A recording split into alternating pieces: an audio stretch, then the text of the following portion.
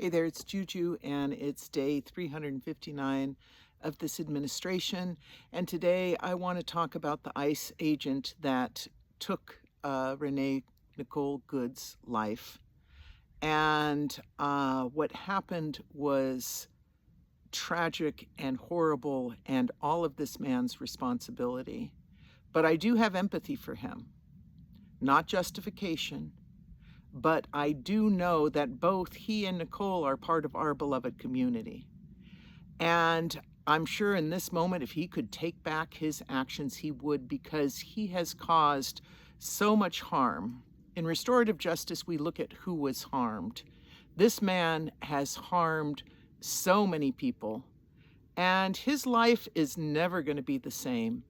It will be very hard for him to find peace. I understand that he is a Christian, father of three. So right there, the first people obviously that he hurt was Nicole, who he shot in the head 3 times and then said effing bitch. So it can be hard to have empathy for someone like that. She was harmed. Her family was harmed. Her kids were harmed. The neighborhood that she lived in was harmed. All of Minneapolis was harmed. The whole nation, as citizens, watch with horror and look at with their own eyes and see what happened. You can have other people tell you, but if you look at that video, it's the beauty that we do have that video. All of us were harmed. He harmed his family. They're getting death threats. How do you think his kids are being reacted? His wife, knowing she's married to a murderer, whether he's convicted or not, that is what he did. And most importantly, for himself, as a Christian, you're a Christian man. The Bible says, thou shalt not kill. It doesn't say thou shalt not kill unless it's part of your job or your government tells you to. It says thou shalt not kill. And I sit in circle and have conversations with people who have killed and murdered other people. And it will be with this man forever. He will have to reckon within his own soul. At this point, he is trying to, legally justify what happened.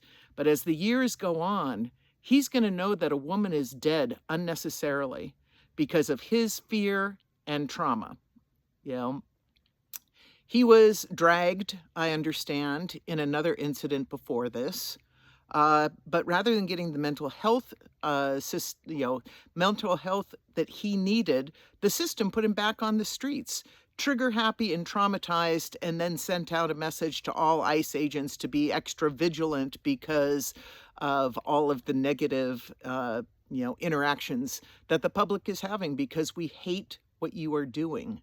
You are not in service of safety. You are not in service of this country. But the thing is, I spend a lot of time in prison with people who have caused great harm, and hurt people, and hurting people hurts. This man is going to know for the rest of his life that because of his poor decision making, he killed a woman. And whether there are consequences, I believe in restorative justice. I believe the consequences, he should immediately be removed from law enforcement for the rest of his life. He should never be able to own a gun. He needs some serious mental health, and it's going to take years if he ever does. Maybe if he truly is a Christian, maybe his faith will have him come to understand how much harm he's harmed his fellow ICE agents. Now everyone is even more agitated. He's harmed the Minneapolis Police Department. The chief of police, I was listening to an interview there saying ICE is causing more harm by their tactics. They're putting and then the Minnesota police have to come in and they're blamed for what ICE is doing. The whole situation is just horrible. That this is happening in our country, where citizens and, that anyone has to be scared in our country, is horrific. But I do have empathy for this man because he has a long journey. I wonder if he'll continue. I mean, he may end up committing suicide because the Capitol Police Force, who were there on January 6th, a lot of those men couldn't live with the aftermath and the shame, and this man should have shame. He's no hero. He's human. I am sure he feels bad. I saw an interview with someone, oh, he feels awful. It's true. Any police officer that takes a life by force and then out of that moment, I mean, all of us make mistakes and act in the moment out of fear. This one is, has much greater consequences. And rather than de-escalating, he increased the harm to himself, to his family, to his fellow officers, to the victim's family, and to all of us. I will not say his name, but I wish him peace as he moves forward dealing with this. And he's not going to have a great life, and his family is forever changed because of this.